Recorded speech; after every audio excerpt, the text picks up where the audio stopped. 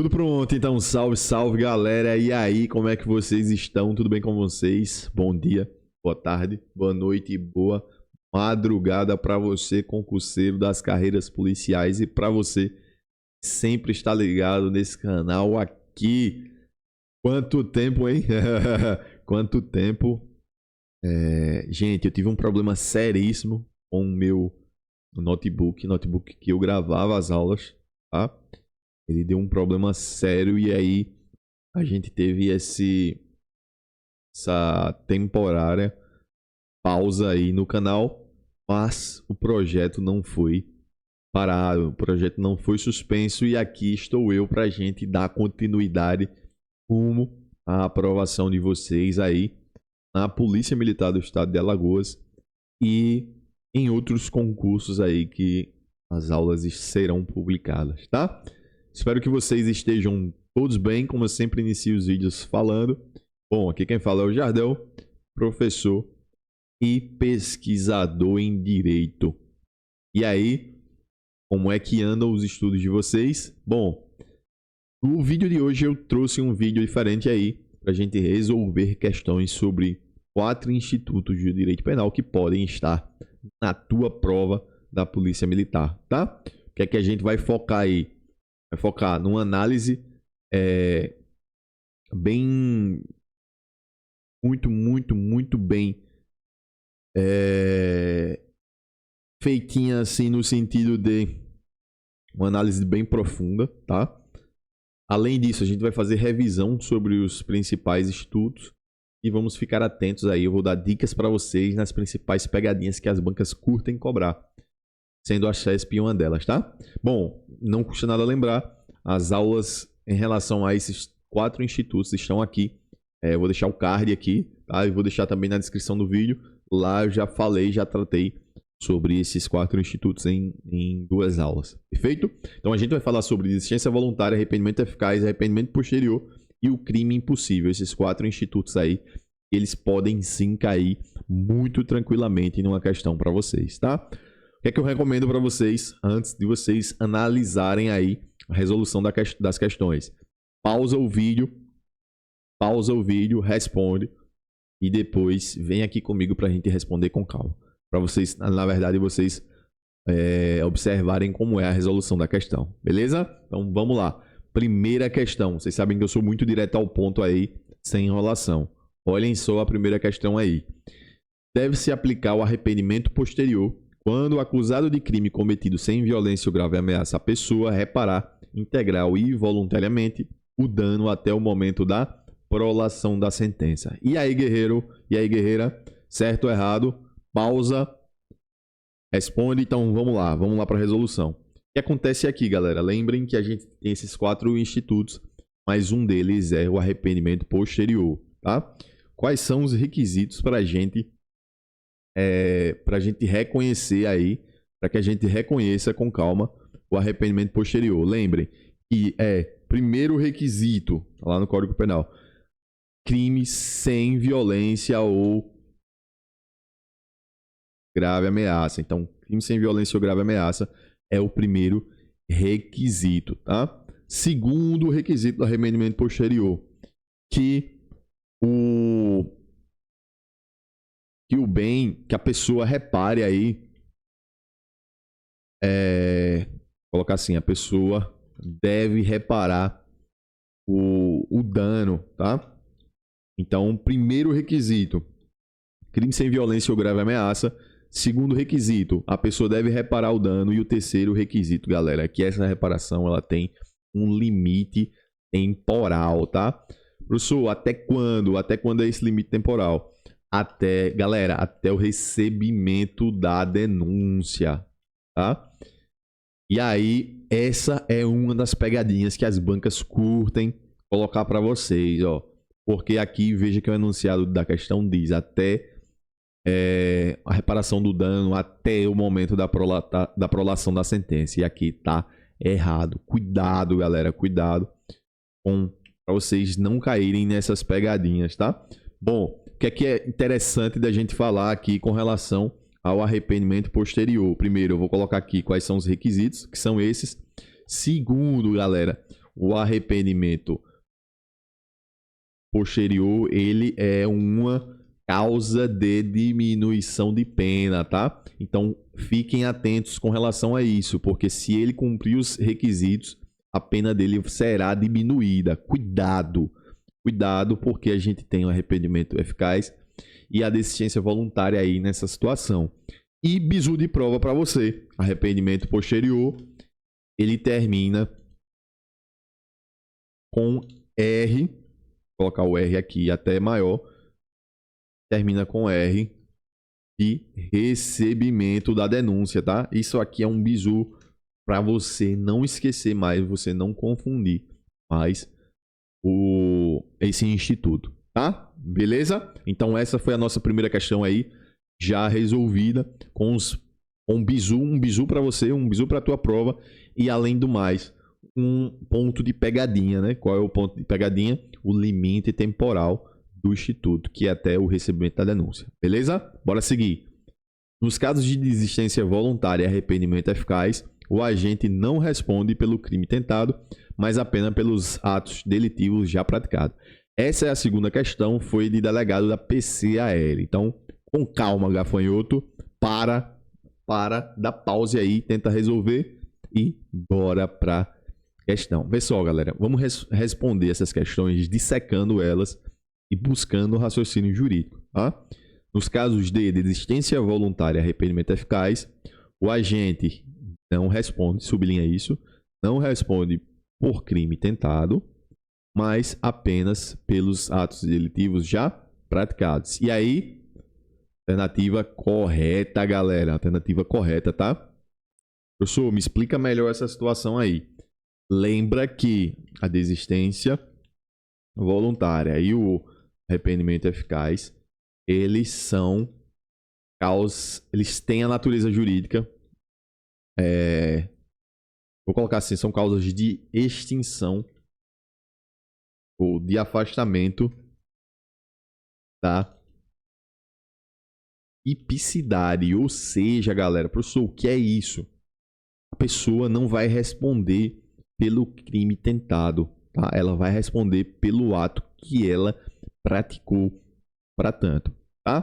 Professor, você pode me dar um exemplo prático? Então imagine o seguinte, imagine que João, ele atira em José, tá? Então ele atira em José, ao ver José no solo e podendo continuar a cometer o crime, ele, com mais 4 munições no cartucho da arma, vou colocar assim, com mais munições no cartucho da arma, ele desiste e voluntariamente sai do local. Aqui a gente pode configurar uma desistência voluntária, né, galera? Aí o examinador ele vai te perguntar o seguinte, e aí João responde por qual crime? Geralmente você vai ter a tendência, gafanhoto, e vem aqui comigo. Geralmente você vai ter a tendência a pensar que a pessoa vai responder pela tentativa de homicídio. Mas cuidado, essa é a pegadinha. Essa é justamente a pegadinha, tá? Ele não responde pela tentativa de homicídio, mas sim pelos atos já praticados. Então, aqui nesse exemplo que eu dei para vocês, João, ele não vai responder pela tentativa, tá? Ele responde, a depender de como a questão foi formulada, ele responderá, na verdade, por lesão corporal, se for o caso.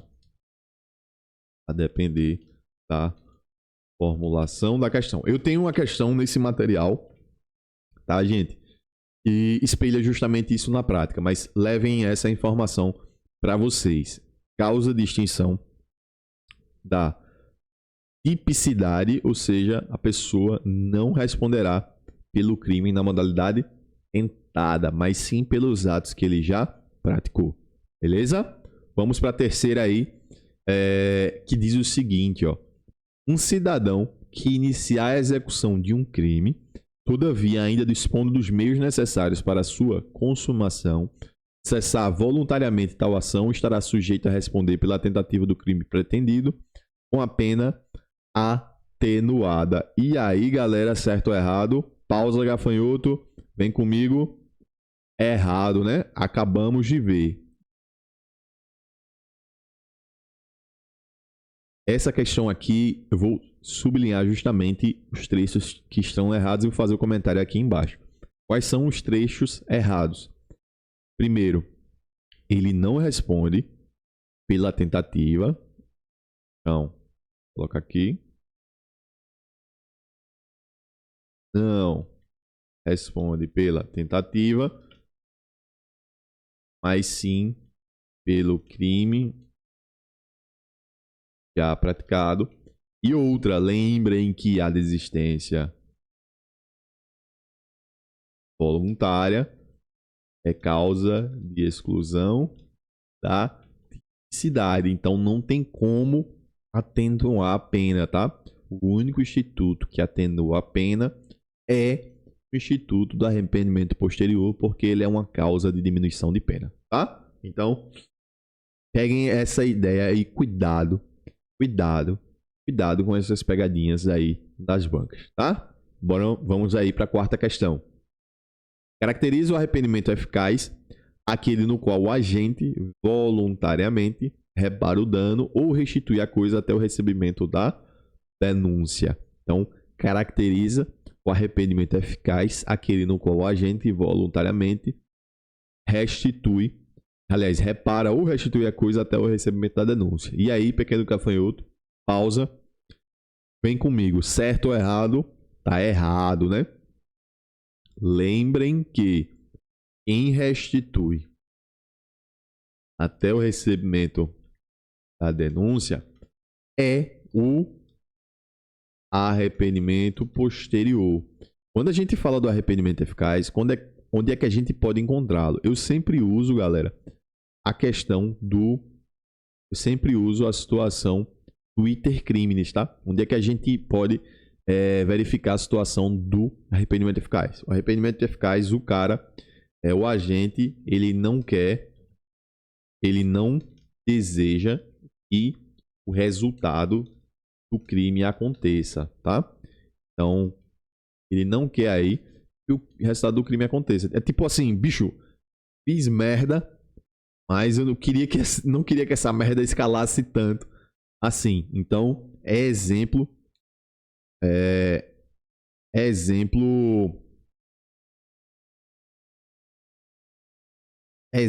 prático aí com relação ao arrependimento posterior, tá? Imagine que João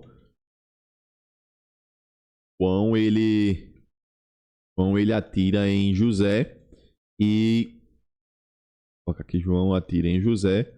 Ao ver José no chão e agonizando, ele decide prestar os primeiros socorros e levar José ao hospital.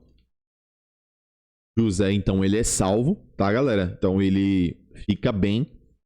E com relação a isso, com relação a essa situação fática, a banca vai te perguntar: e aí, meu amigo, como é que a pessoa responderá?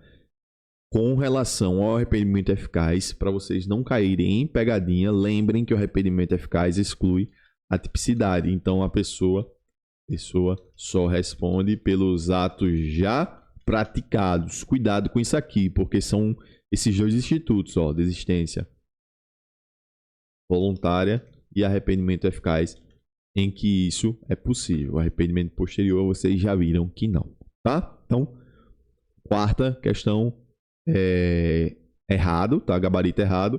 E vamos seguir aí com a quinta questão.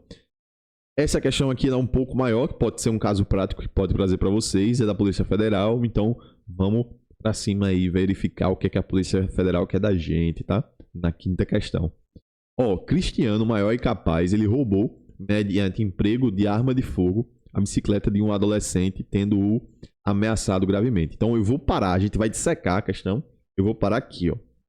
Cristiano, maior e capaz, ele roubou, mediante emprego de arma de fogo. Então perceba que ele teve aí grave ameaça, né? Ele roubou mediante emprego de arma de fogo, grave ameaça a bicicleta de um adolescente, tendo ameaçado gravemente. Então a própria questão diz que ele foi ameaçado. Perseguido, Cristiano foi preso, confessou o crime e voluntariamente restituiu a coisa roubada. Então, de novo, Cristiano foi preso, ele confessou e involuntariamente restituiu a coisa roubada. Nessa situação, aí a banca pergunta, nessa situação a restituição do bem não assegura a Cristiano a redução de 1 a 2 terços da pena, pois o crime foi cometido com violência ou grave ameaça à pessoa. E aí, gafanhotos, alternativa correta, tá?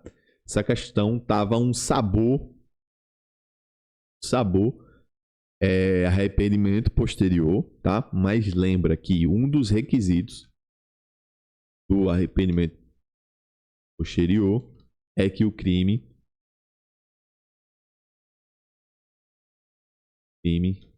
não pode ter sido cometido com violência / grave ameaça, tá? Que foi justamente o que aconteceu no enunciado da questão. Ele foi lá, roubou mediante emprego arma de fogo a bicicleta de um adolescente. Então, alternativa correta. A ele não se aplica aí essa diminuição de pena, redução aí de 1 a 2 terços, que é justamente o que é a natureza jurídica aí do arrependimento posterior. Beleza? Bora seguir. A 6 já é uma questão que traz uma situação hipotética que eu resolvi mostrar para vocês, que eu acho super interessante, tá? Então, com calma, para que a gente consiga resolver dissecando a questão toda. O que é que diz a questão 6?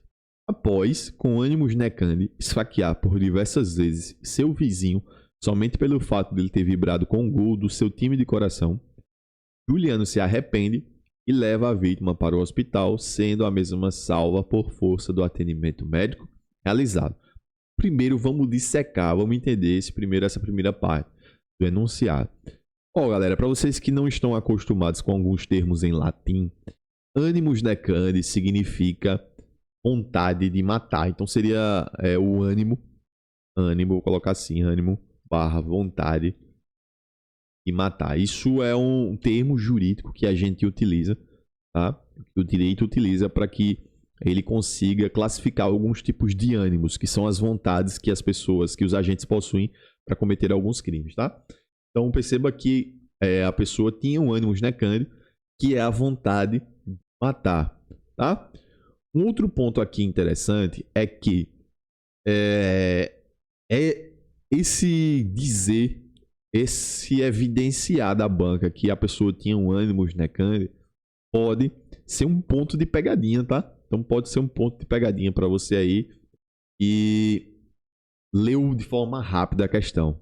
Mas para você que é meu aluno, você vai agora, nesse momento, já entender que nas questões de penal a gente precisa pausar, dissecar e analisar com calma. Então perceba, após com ânimos necandi, ele esfaquear por diversas vezes seu vizinho, somente pelo fato dele ter vibrado com o gol do seu time de coração, Juliano se arrepende e leva a vítima para o hospital, sendo a mesma salva por força do atendimento médico. Então perceba, galera, que ele foi salvo. Então aqui está aparecendo que tipo de instituto? A gente está aparecendo um arrependimento eficaz, né? Por quê? Porque ele não queria o resultado. O agente não queria o resultado morte. Ele não queria que o outro morresse.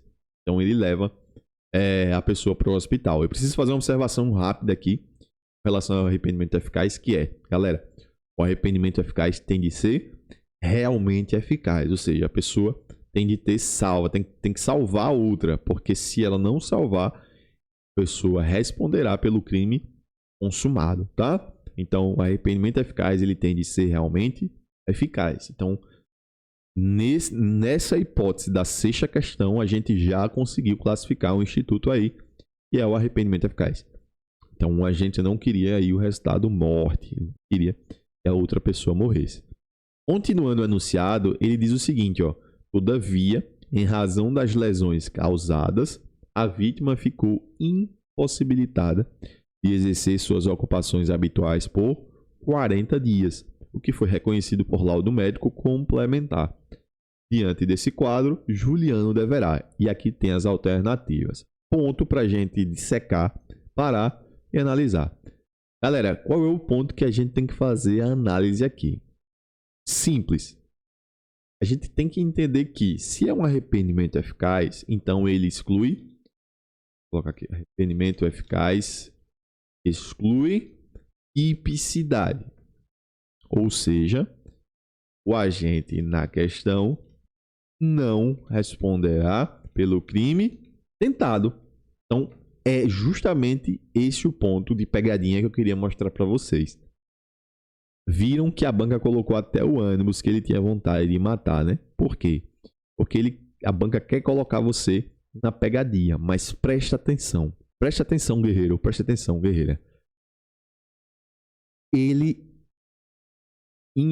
foi abarcado aí pelo arrependimento eficaz. Por essa razão, esse arrependimento ele exclui a tipicidade. Então, se ele exclui a tipicidade, ele não responde pelo crime na modalidade tentada. De novo, ele não responde pelo crime na modalidade tentada. De novo, não responde pelo crime na modalidade tentada.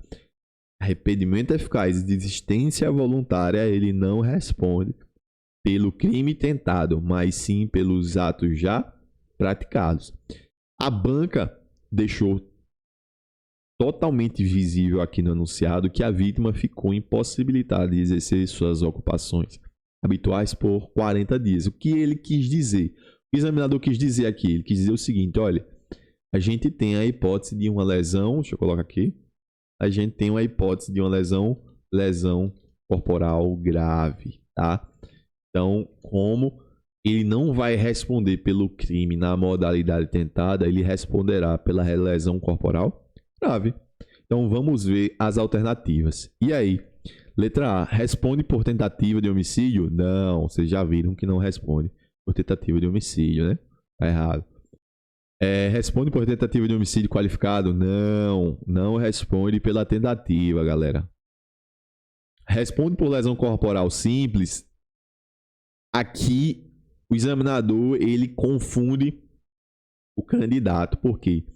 Beleza, é uma hipótese de lesão corporal, mas a lesão corporal ela não é simples. Por quê?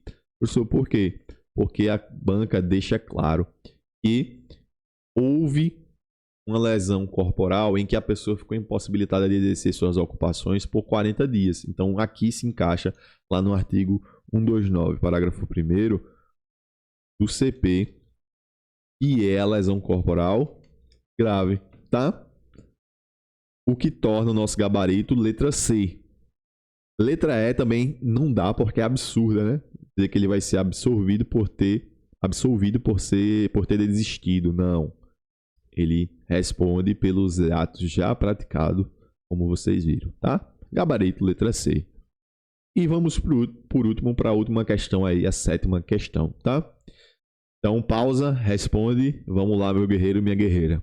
Considere que uma mulher, logo após o parto, sob a influência do estado puerperal, então, vamos dissecar aqui já nesse primeiro ponto, né?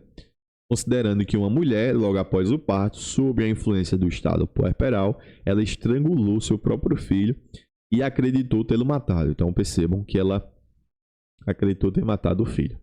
Entretanto, o laudo pericial constatou que, antes da ação da mãe, a criança já estava morta em decorrência da parada cardíaca. Galera, isso aqui é muito importante. Então, a banca deixa claro no enunciado que a criança já estava morta em decorrência de uma parada cardíaca quando a mãe foi lá estrangulá-la, né, para que matasse ela. E aí a pergunta: nessa situação, a mãe responderá pelo crime de homicídio com a atenuante de ter agido sob a influência do estado puerperal. E aí, certo ou errado? É errado, né, galera? Por quê? porque aqui a gente tem a última hipótese desses institutos, que é a hipótese do crime impossível. Então aqui, ou o meio ou o objeto são absolutamente impróprios para cometer o crime, tá? Nesse caso, o objeto, não o meio, mas o objeto sobre o qual recaiu o crime é que estava impróprio. Então, nesse caso, não tem como matar uma pessoa que já está morta, né? Então, não tem como a mãe estrangular o filho que já estava morto. Então, pelo que diz o próprio artigo, conforme o próprio artigo 17 do CP, a mãe não responderá nem pelo crime tentado. Então a gente vai ter aí vai ter uma exclusão da tipicidade também e um fato atípico, né? A pessoa não vai responder nem pelo crime tentado. Beleza? Então, gabarito aqui da 7ª questão, errado. Beleza? Gente, e aí, o que é que vocês acharam? Espero que vocês tenham curtido a resolução dessas questões aí. Foi uma resolução que deu para a gente analisar os principais institutos aí, desses 4, os principais institutos, não, os principais pontos, as principais pegadias desses 4 institutos, tá? São bons institutos para serem cobrados na prova, eles estão catalogados aí na sua teoria do crime, nessa parte inicial do Código Penal, e eu espero que vocês tenham curtido. Se vocês ainda possuem dúvida com relação a algum desses 4 institutos, deixa a dúvida aqui nos comentários, ou então manda um direct para mim lá no @jardel_rferreira, que eu vou ter o prazerzaço de responder para vocês. Não levem dúvida para a prova, beleza? Espero que vocês tenham gostado. Bons estudos e até a próxima. Valeu!